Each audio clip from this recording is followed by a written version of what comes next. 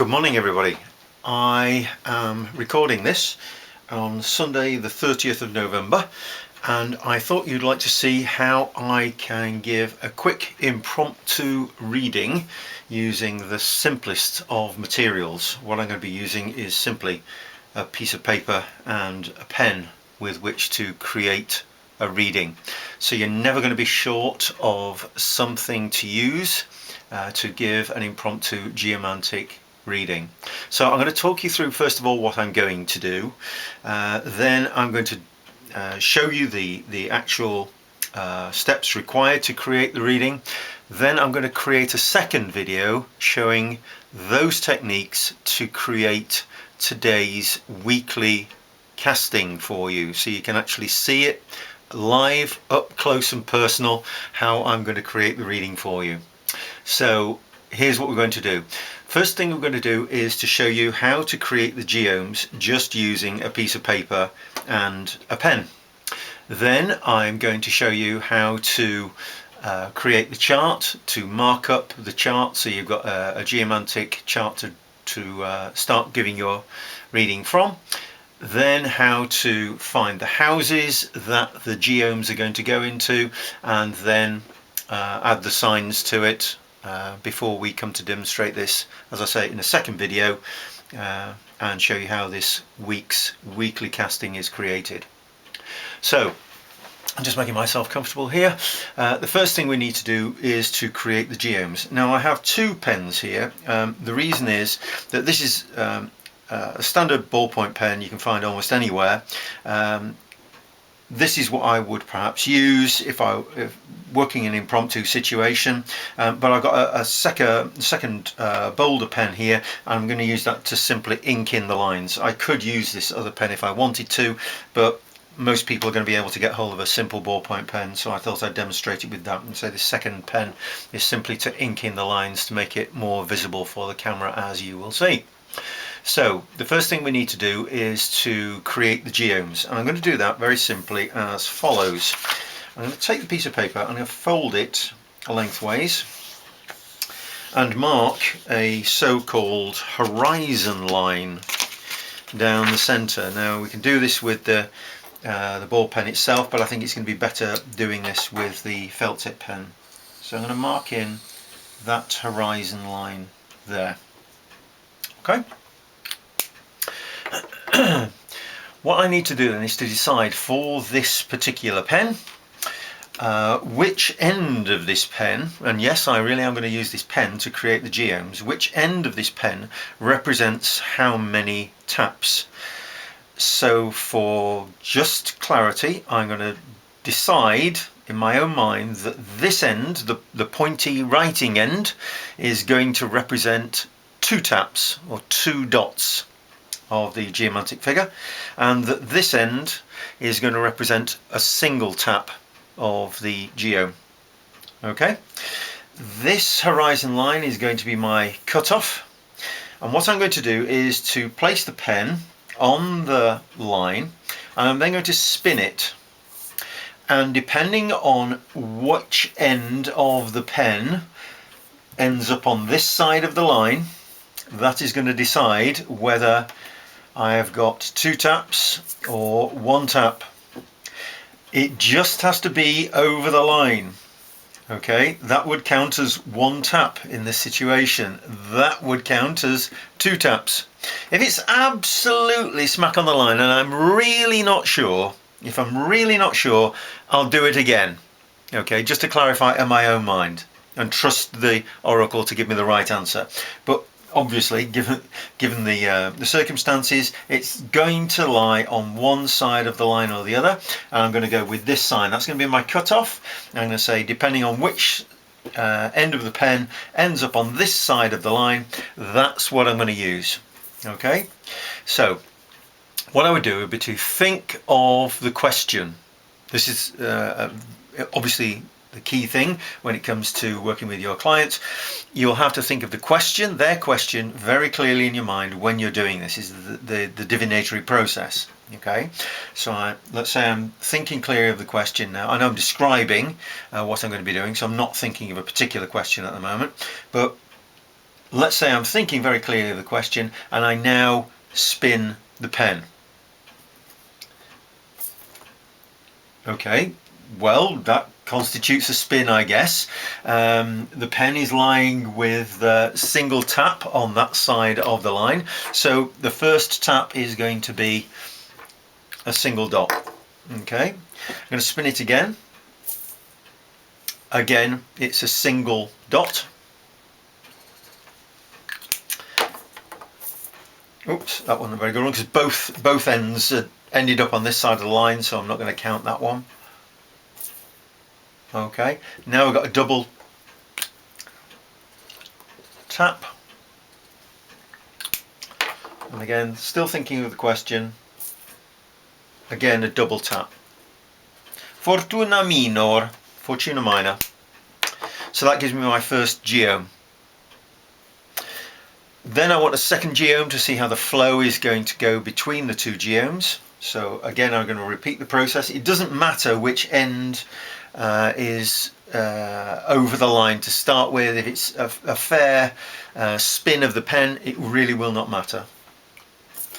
Oops, both sides are just out of bounds, as it were, because they're both on that side. Let's try and be a bit more focused here. No. Okay, so this is a single tap.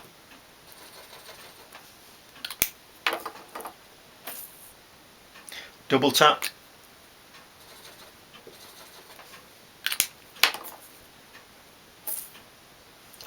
Single tap.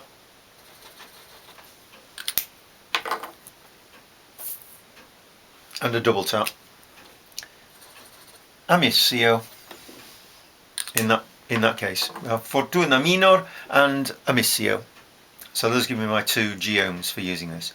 Now, the next thing I can do is immediately, using the four levels model, to interpret the flow between these two geomes. Okay, we can see, for example, how here at level 3 the double taps have effectively shifted up to level 2. The taps at level 4 have stayed the same, so I can tell that this is moving from a collecting my physical resources and actually deploying my resources to using them in a very creative kind of way. Okay, the need for them at the physical level will decrease, and I'm now starting to increase the thought behind the use of those. Okay, so I could start to give a reading at that particular point, standard geome interpretation of the flow between the two using the four levels model. But I'm going to go further than that. Why stop there when you can add the houses to this? So how am I going to add the houses to this? Like this. Next thing I'm going to do is fold the paper one more time. This now gives me quadrants. I'm going to ink this in for you here. Okay, now the next piece is really a piece of cake. Literally a piece of cake.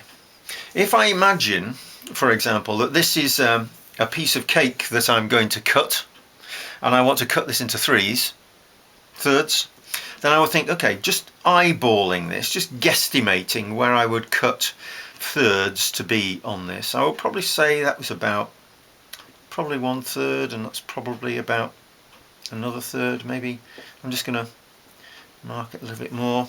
That looks about 1/3 of the way there, and that's maybe do a bit generous. Maybe there's where it's going to go. I'm just going to eyeball, guesstimate this.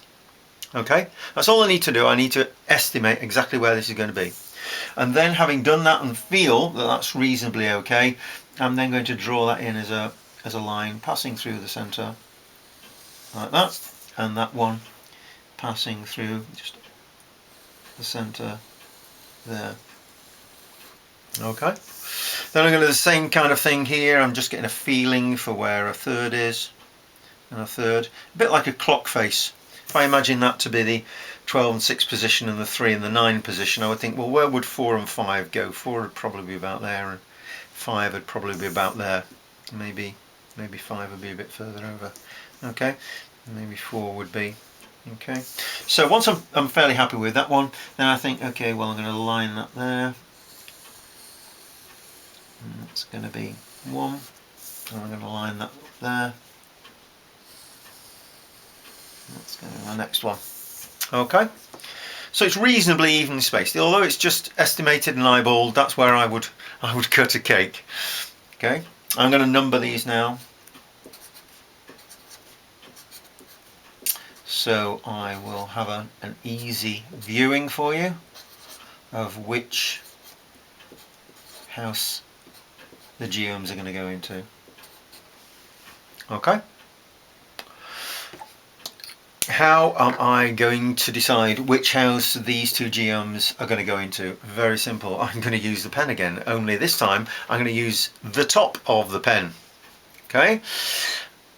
A little pointer on here is what I'm going to use to define which house the geomes are going to go into. Okay. This is completely impromptu, so I can use whatever materials I've got. In this case, I'm just going to use the pen top, and I'm going to define not this end, but this end, the pointy end here, to be the indicator. Now, I'm not going to spin it this time. I'm going to do something just ever so slightly different. This time, I'm going to shake it up and down in my cup hands, and then I'm going to allow it to simply fall on the chart. And whichever house this end, this pointy end is, that's where I'm going to say the geome is going to go. Now it may be, it's very likely, that the pen top is going to lie between two or more houses like this. Doesn't matter, I'm only interested in that end. I get that fixed in my mind as to exactly what the indication is going to be. That end is going to be, the sharp pointy end is going to tell me that the geome is going to go in the 10th house in this particular example. Okay, that's what I'm going to do. So I just shake it up and think, okay, Fortuna Minor, which house is that geome going to go in? Throw it towards the center of the chart. It's going to go in the 2nd house. Fortuna Minor goes in the 2nd house.